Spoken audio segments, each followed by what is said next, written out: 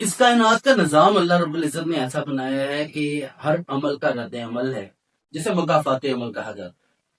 تو جب بھی کوئی شخص اس طرح غیر فطری قوتوں کو حرکت دیتا ہے، جادو جنات کی طرف مائل ہوتا ہے، یا تعویذ دھاگے ٹونے اس طرح کی حرکت کرتا ہے، تو ہمیں اللہ رب العزت انٹیمیٹ کر دیتے ہیں یہ کائنات کا نظام۔ اب وہ انٹیمیشن جو ہم تک پہنچتی ہے، ہم اسے پرسیو کر سکتے ہیں نہیں کر سکتے، یہ ایک الگ مسئلہ ہے۔ کچھ لوگوں کو پتہ بھی چل جاتا ہے، جیسے مثال کے طور پر بیٹھے بیٹھے اچانک سے بدبو آنا شروع ہو جاتا ہے۔ اب یہ اچانک سے جو بدبو آتی ہے، اسے ہمیں پتہ چل جاتا ہے کہ کچھ ایسا ہوا۔ اب کائنات کا نظام اس طرح کا ہے کہ فوراً اس کے رد عمل میں اللہ رب العزت کی جو طاقتیں ہیں، جو کائنات کی فطری قوتیں ہیں، وہ بھی ایکشن میں آتی ہیں۔ لیکن یہ جو علاج ہے، روحانی علاج ہے، اس کا بنیادی مقصد اس طاقتوں کو، اس رد عمل کو تیز کرنا، اور وہ جو ہمارے اوپر اثرات مرتب ہوتے ہیں ان اثرات کو کم سے کم کرنا۔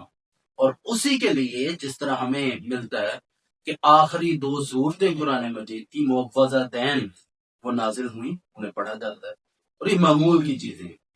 اور اس کے علاوہ کچھ اور بھی بنیادی طور پر اعمال ہیں، چیزیں ہیں جو کہ مختلف عاملین نے مختلف اوقات میں تجربات کے ذریعے سے، یعنی بنیادی چیزیں وہی ہیں جو کہ قرآن مجید میں موجود ہیں، انہیں کو استعمال کیا جاتا ہے۔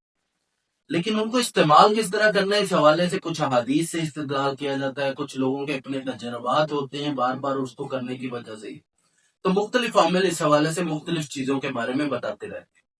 اب یہ بدبو آئے تو اس وقت ایک کام فوری کرنا چاہیے، وہ یہ کرنا چاہیے کہ اس دن، اس سے اگلے دن اپنے آپ کو، گھر کو، خاص طور پہ جہاں آپ رہ رہے ہیں وہاں پر ہرمل، گوگل اور لوبان ان کو اکٹھا کر کے دھونی دینی چاہیے، اور دھونی دینے کے بعد یہ دیکھنا چاہیے کہ وہ بدبو دوبارہ آتی ہے یا نہیں آتی۔